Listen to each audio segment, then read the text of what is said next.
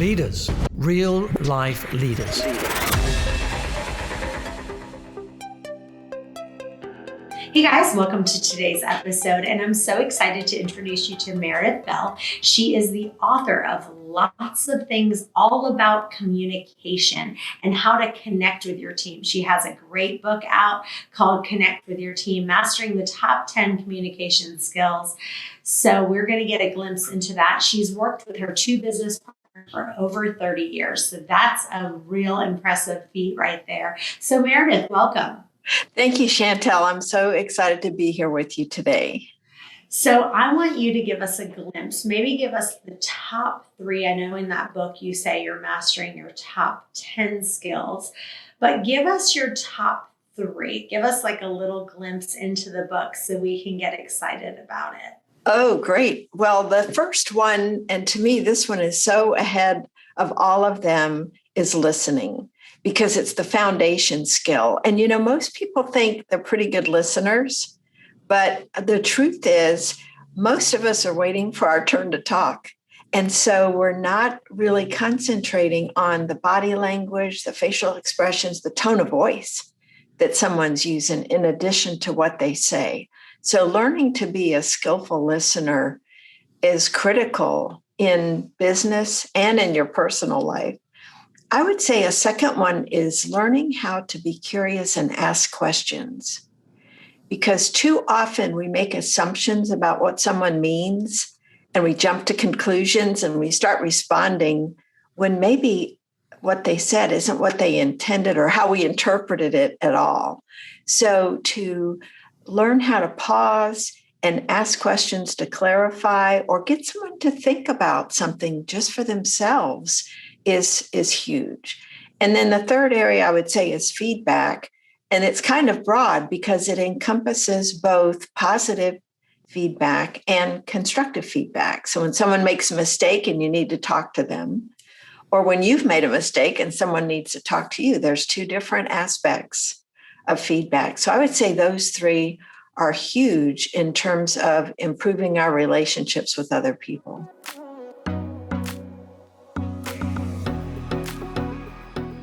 Okay, so let's start with listening skills, and I like to give real life examples of this. And so I'll give you a couple of ideas that are frustrating for me as a business owner. So one of the things I feel like is frustrating is I'll say to somebody, here's what's really important to me for this week. If you could get this, this, and this done. And then they're like, well, at the end of the week, we'll come sit down and they'll say, well, I wasn't able to get those three things, even though that was my top priority. I got sidetracked with this person came in. And so it's kind of a situation where they're feeling like, these other things are more important.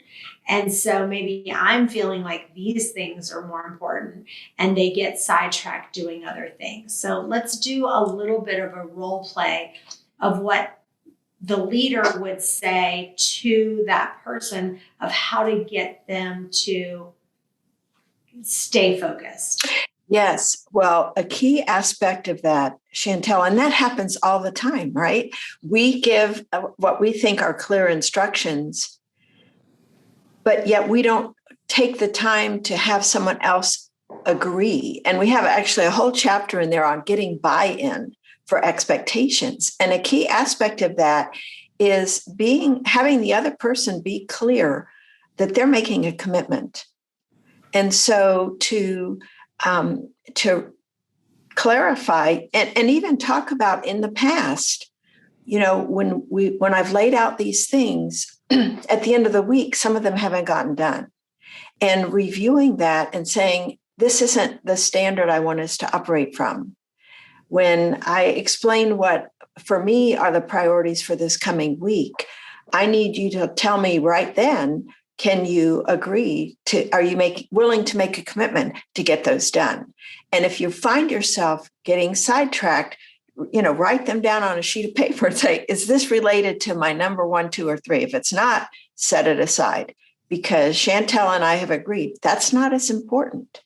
And I think part of it is the leader having clarity and certainty in the way that it's communicated to the person, but then also taking time for them to state back, yes, I understand this is my number one and it needs to get done no matter what. And then actually having them block time on their calendar for that activity, just like any other appointment that they would make. That's an appointment with themselves to take care of that. And so you can check in with them before the end of the week just to say, how is it going in terms of the priorities? Are you on track? So they know that it means a lot to you. So you're holding them accountable at the beginning when they make that commitment, in the middle when you're checking in, and then at your next meeting time to get them to talk to you about why didn't you address this particular one. We agreed that was the number one. Let's talk about what got in your way and what were you thinking at the time that you chose to do that instead of this one that we agreed to. Because sometimes we need to get inside their heads to understand what was going on so we can give them better guidance for the next time.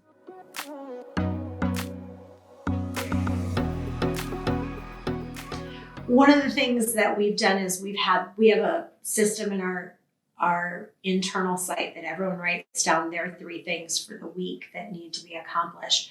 But I think and it's getting better, but one of the things I think we need to do is to do a weekly check-in where every week, so we have our Monday meeting at 2, but then we really need to do another meeting almost like Thursday at 2:00, because it's kind of the halfway point.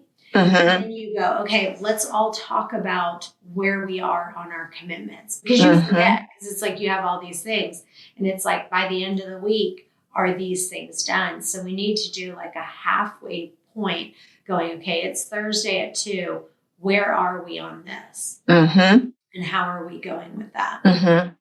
Yeah, that builds in that accountability and it brings it, state of mind. It's sort of like when somebody belongs to Weight Watchers, and you have the weigh-in, or you've got some other kind of regular meeting, going to the gym and meeting with your trainer, and you've agreed to do certain things because someone's going to be asking you about it, then you tend to stay on track better. So I think putting those kind of structures in place can really help people stay on track.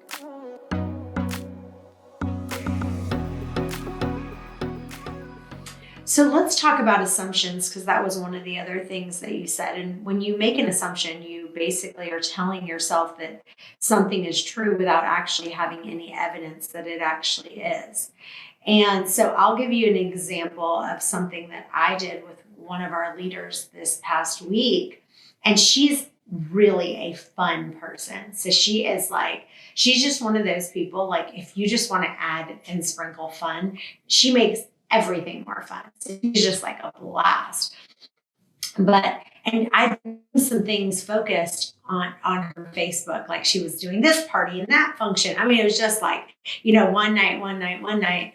And we were sitting down for our one-on-one. And I said, because she wasn't hitting her goals of what she had set for herself that she wanted to do. And I said, let me ask you this. It seems like something like, I said, it seems like you're just in fun mode right now instead of in, achieving your goals mode. And she kind of was a little taken back and she was like, no, I'm not just in fun mode. What do you mean by that? And so I was making an assumption based on like all of her Facebook posts. And it wasn't that, because I said to her, I'm glad for you to do all those things. I love that. I love that about you, that you're so fun. But for this month, you hit 0 out of your 4 goals that you had set for yourself. So that was just me assuming that was what was happening. So talk about that for a second. Oh, great example. Well, one thing that I think is helpful to do is simply present facts. And let's put this in the framework of giving someone feedback. Because one of the key things that you did really well is you affirmed the positives about her. And I think that's an important thing when we need to address a concern with someone or behavior that's a problem. It's important to let them know there are a lot of things about them we appreciate. So bringing out that part is important. Then presenting the facts of what happened. You have hit 0 of your 4 goals for this week or this month.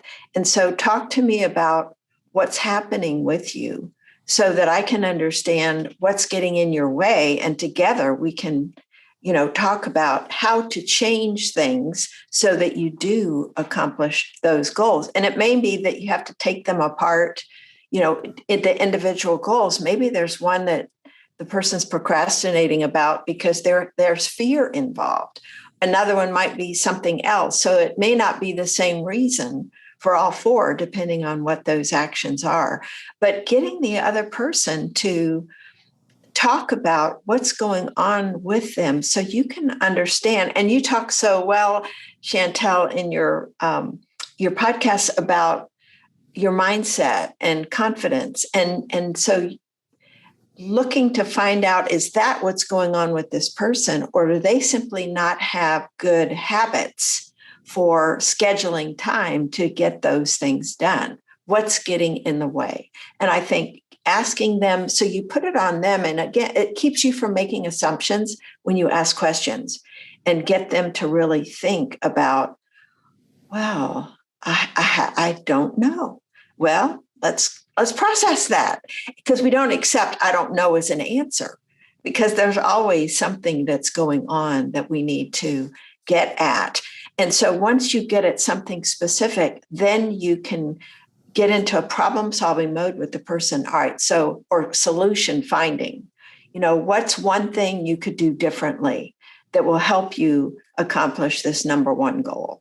So you address each one of them individually and get the person to commit, yes, I'm going to do that. So when you have your next conversation, you find out, or even, whenever you want to schedule that, but some kind of point to have them report back on exactly what they've done. And it may be some folks, you give a minimal amount of guidance and they're off and running. Other people need more structure. And so to find out what would be most helpful for her to make sure she gets those goals accomplished would, and asking, how can I support you? So she feels like you're in her corner, not reprimanding her, because that's one of the big issues with communication at work is sometimes people in a leadership role feel like they've got to be that parent, and you need to do it this way. And no adult, a lot of kids don't either, but no adult responds well to a parenting approach. But asking questions where they take ownership of what they need to do, I think is a key.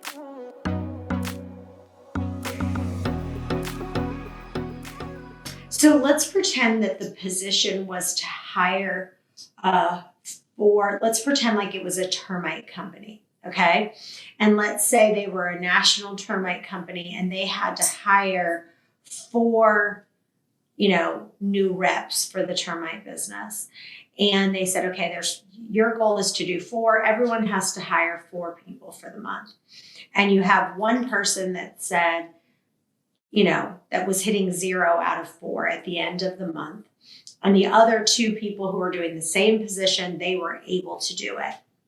And they were just getting excuses after excuses of why they couldn't hire. So let's pretend that I was the person that was supposed to hire 4 new termite reps, and I was not able to do it. So, and I was just giving you one excuse after another of why I could not do it.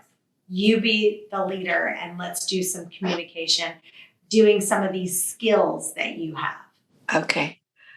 So Chantel, let's sit down and talk about what's been happening here with the hiring goal that you had. You had a goal of hiring 4, and to date you have 0. So talk to me about what's going on and why the shortfall is so great. I have a ton of people in the hopper. Like there's so many people. It's just I haven't been able to get anyone to pull the trigger yet. And so I feel like this next month will be good. I have a lot of people who are interested. I've made a lot of phone calls. I just don't have anyone who's ready to pull the trigger yet. Well, you have had the same amount of time as other folks to get those 4 people hired. So I'm just curious, when you have your initial conversations with these folks, are you asking questions that really help you find out if they're serious, if they're qualified, and if the timing is right? Because that's an important aspect of our work, is getting people on board in a timely manner. So what do you think is creating the bottleneck for you? I feel like I'm spending a lot of time. So when I'm doing a call with someone, it's taking me about an hour to really explain the job position, explain, our company and our core values and why they should join on with us. And so each call is taking me anywhere from an hour to an hour and 15 minutes. And then I'm just not able to get in touch with as many people as I need to find the right person that's ready to join the company. Well, that's interesting that you're saying it's taking that long, because the other folks that are meeting their targets are able to have those conversations in about 30 minutes. So one thought I'm having is that maybe what we need to do is pair you with someone who's been meeting their goals, so you can be an observer to see how they're structuring their conversation in order to structure yours so it's more efficient and you're more quickly getting at what it is that you need to know in order to recognize if this is a viable candidate or not. So you're not spinning your wheels on people who really aren't going to end up being a good fit for us. And maybe there's some information that you can share with them in advance, so you're not having to spend that time up front. So it sounds like a time, partially a time issue, that maybe you're not able to interview as many candidates as others are because of the time that it's taking you to get through each one. Does that sound reasonable? Yeah, it does. Hey guys, I'm so excited. My new book, One Meal and a Tasting, is out now. And if you order the book on Amazon, just the regular paperback edition, if you go in and make a review, you will get the audio book for free. Send a copy of your receipt to questions@chantelrayway.com and you'll get the audio book right away. So let's talk about feedback. One of the other pieces you talked about was feedback, and really it's important to get feedback leveled up and then get feedback going down. So how can people get better at accepting that feedback without getting defensive? Because like you said, that is a really big issue. Part of it, honestly, Chantel, is mindset.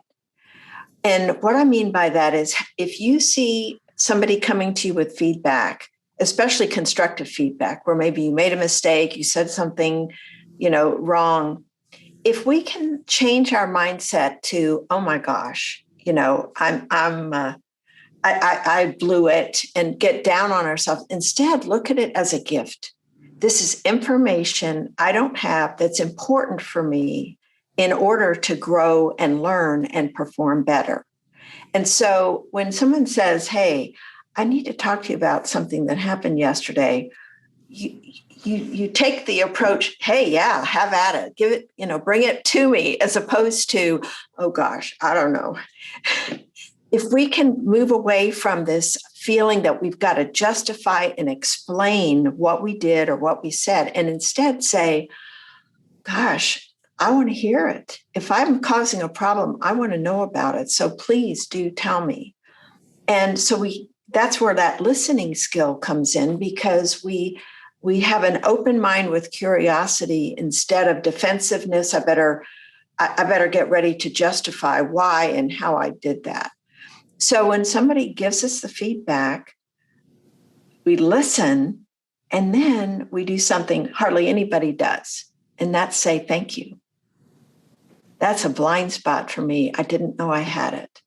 And so, and then you can kind of recap. Here's what I understand was the problem. Here's where it really bothered you. And here's what you'd like me to do differently. And then you decide, am I willing to make that kind of a change?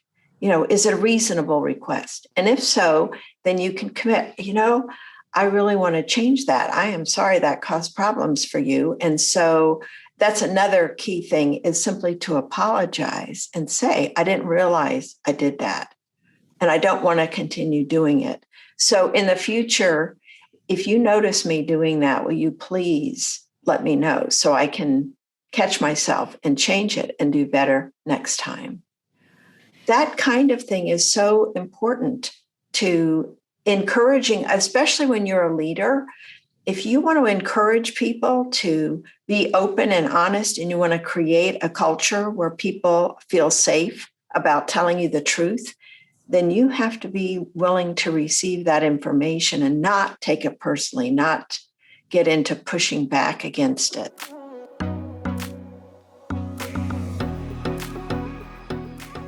Well, let's talk about validating feelings, because I think I'm good at validating people's feelings when I feel like either what they're saying is true or it could be partially true. When what they're saying I don't feel like is true, I'm not good at validating someone's feelings.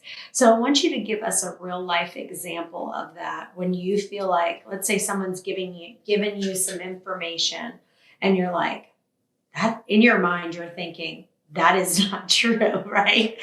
So then, but you still need to be able to, whether you think it's true or not, you still have to validate their feelings. So could you give us that real life scenario of that? Oh, yes. This happened many years ago. I've gained a lot of self-awareness since then. But there was a time I was having a conversation with one of our software clients. And, I thought it went fine. But when I got off the phone, I got a call from our reseller who actually had made the sale to this particular person. And she called me and she said, Meredith, this woman is so upset with you. She felt like you were really talking down to her, and you were just in a hurry. And I thought, wow, that certainly isn't what I intended. And I didn't remember the conversation that way at all. So that's an example of where, I could question somebody. What I decided to do was call this client back and let her know that I understood that, I had come across to her as impatient and not inviting. And I apologized to her for that. And she was very gracious about it. My perception was I was fine, but somebody else perceived it as offensive. And so who knows what kind of day she had that caused her to say I was not courteous to her. It doesn't matter. To me, the relationship is what matters. If it's in a situation where you feel like the person is off base, I think going back to asking questions is really important before we start jumping in to say, you're wrong, or no, that's not what I meant. Say, tell me what you were thinking when you heard me say that, so that you're learning from that person. And again, you're making it safe for them to open up and explain, because everybody's feelings are what they are in any given moment. And they're based on what they were thinking, at the time. And so to kind of get back to, all right, so what were you thinking when you heard me say that, or when I did that? What went through your mind? So you get a sense of where they are in order to see where they're coming from. I think that's where so many misunderstandings happen, is we, again, make assumptions about what they meant, what they were thinking, instead of just slowing down and just very calmly and curiously asking, well, tell me about that. What's going on with you there?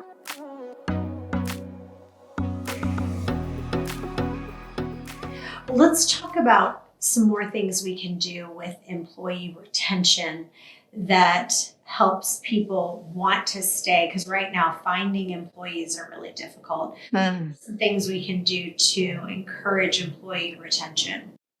One of the biggest ones, Chantel, is to help people feel appreciated. because that is one of the most basic human needs we all have, is to feel valued and understood. And one of the best ways to do that, even with someone you've had conflicts with in the past, is if you're getting ready to have a conversation with someone. And I learned this from Dan Sullivan, who is the founder of Strategic Coach. If you take a few minutes before you meet with the person and even write down some of the things about them that you value and do appreciate, when they come in the room, it isn't that you're listing these things and telling them, it's that your mind is thinking about them in a positive way because you're focused on these good things about them, the contributions they've made, who they are with their values, whatever it is, you are conveying to them this positive attitude because you've taken time to think about what it is that you appreciate about having them as a member of the team. So they don't feel taken for granted, and they sense that. People pick up on this. These are vibes we send out to others when we are fully tuned into them versus when we're preoccupied. It all goes back to how do we treat them. If we're looking at our phone or, working on an email, when somebody comes in to talk to us and we're halfway with them, but we're really multitasking and we miss some of what they say, they are not going to feel valued. So I think that that's a key aspect of individually helping them feel appreciated and respected. The second aspect of retention is having them participate in a vision that's bigger than themselves. We all want to get behind something where we feel like we're making a difference. We want to know our lives matter. And so when you can paint a picture for someone and they can see the role that they're playing in making your company great because of what you're doing in your community, in the world, for your clients, whoever it is you're impacting, to have the ability to, help, they can participate in creating success stories. That's something that touches the human spirit. And so it's not just about the money. I think too many times companies get hung up on, well, we need to increase their, salary by so much or hourly rate by so much. It isn't just the money. It's how are you making me feel as a person? And how are you making me feel as a part of the greater world? I think those are two key things. And the easiest way to do it, Chantel, is to sit down with someone and ask, what is it that if you got this from me, you would say, this is the greatest place in the whole world to work? What would that look like for you? So you get them talking. And I'll tell you, when they light up, you're going to know you hit it. Because when they get excited about what it is that really makes them tick, their eyes are going to brighten up. They're going to be more lively, as opposed to kind of sitting there with a flat voice. You haven't hit it yet. If they're sitting there really not that engaged with you, and just say, my goal is to have everyone who works here love working here, that you feel like you count for something and what you're doing counts. So what does that look like for you? Asking is huge.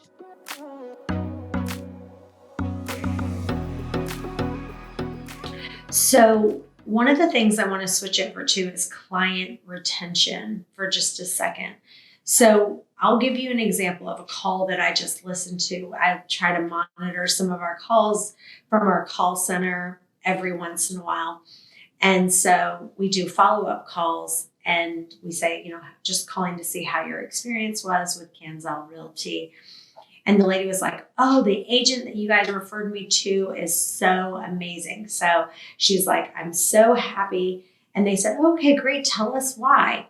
And they said, well, the agent that I was working with at XYZ Realty did not listen to me. They said, I told her this is what I was looking for in a house. I was looking for this, this, and this. And I wanted a really nice house. I work from home.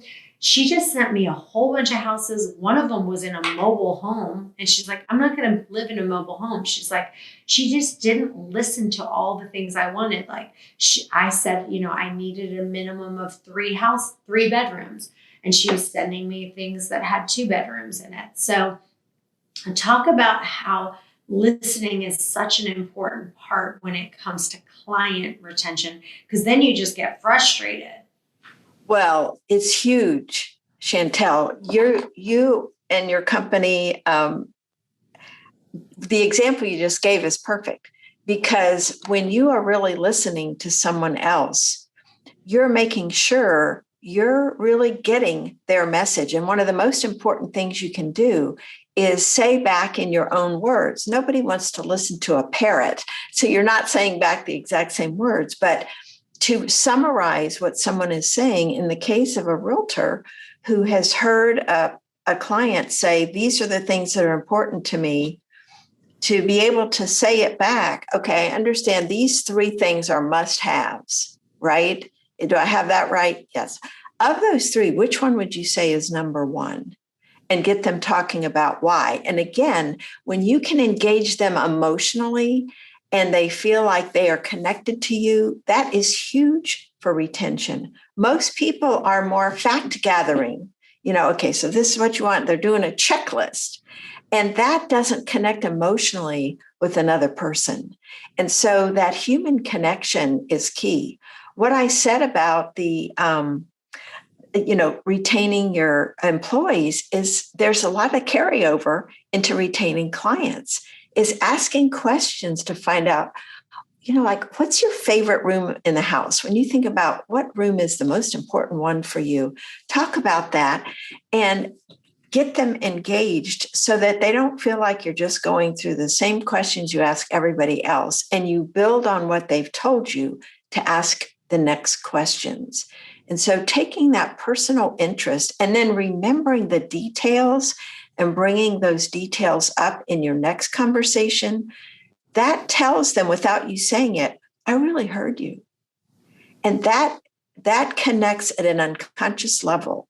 When someone feels they've really been heard and understood, they want more of that. They're going to want to continue working with you and expressing appreciation too for things they've said or done that you really value, even if it's like showing up on time for an appointment where you're going to show them a house or a phone call or any interactions where you are so happy with what they've said or what they've done, reinforcing that so they know, oh, that's something they value.